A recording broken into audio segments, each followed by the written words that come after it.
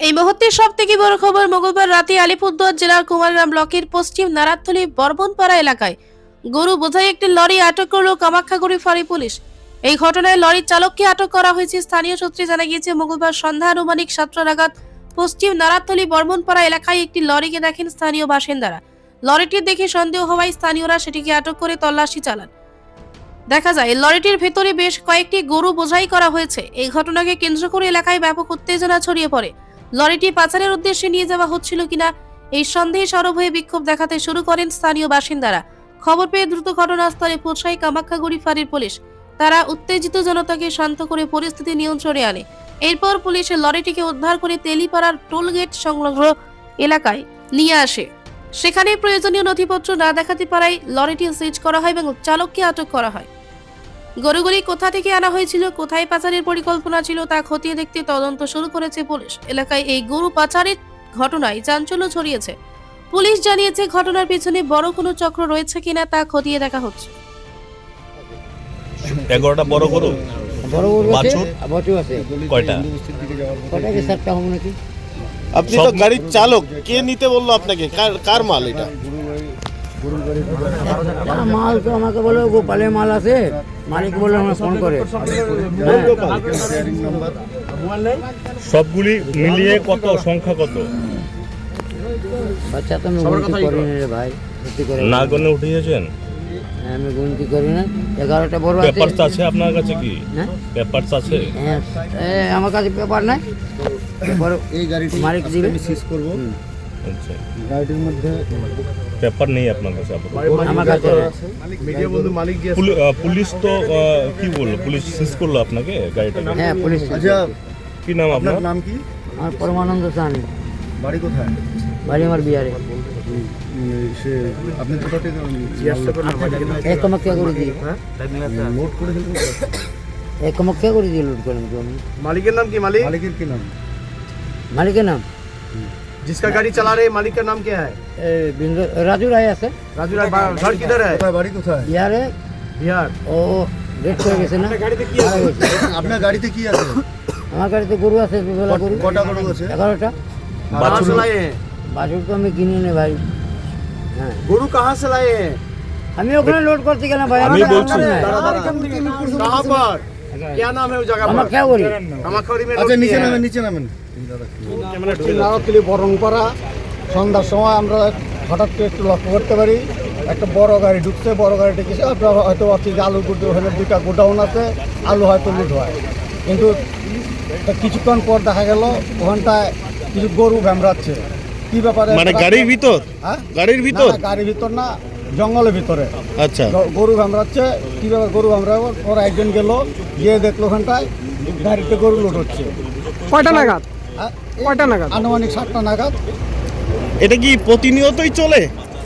এর আগে আরো 2 দিনের ধরনের গাড়ি লুট বাইরে আসছে, কিন্তু আমরা ঠিক বুঝতে পারি নাই। হয়তো পাচ্ছে আলুর গাড়ি।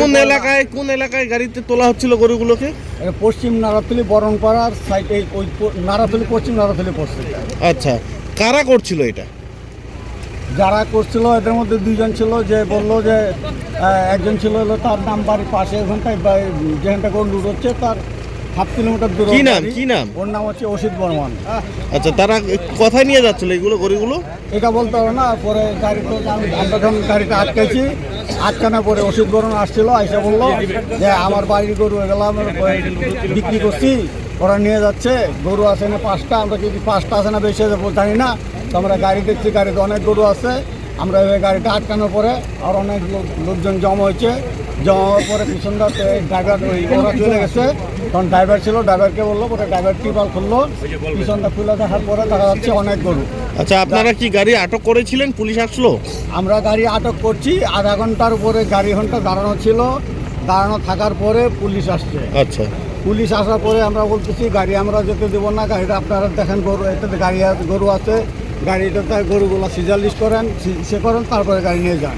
পুলিশ বলতো না, এটাতে গরু আছে, গরু আপনার এনিমেল জিনিস, এটা যদি একটা মারা যায় দায় কি আপনারা নিতে পারবেন? না, আমরা নিতে পারবো। যার জন্য গাড়িটা এখানে রাখা যাবে না, গাড়িটা আমরা সাইড করবো। আমরা আপনারা কি বিক্ষোভ দেখাচ্ছিলেন সেই নিয়ে?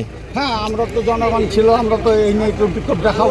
চড়াই পথে ভাবুন, আপনারা ভাবুন, বর্মনপাড়া পশ্চিম নারাতলি একটি সরু রাস্তার মধ্যে দিয়ে যখন এই হাইওয়ে দিয়ে চলতে হয়তো পারছে না, তখন এই পকেট রাস্তাগুলি দিয়ে তারা এই রাতের অন্ধকারে এই গরুগুলো পাচার হয়ে যাচ্ছে অন্যত্রে।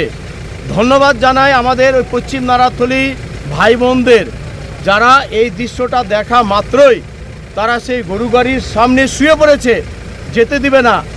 কিন্তু বলতে লজ্জা লাগছে যে আমরা জানি যারা রক্ষক তারাই ভক্ষক।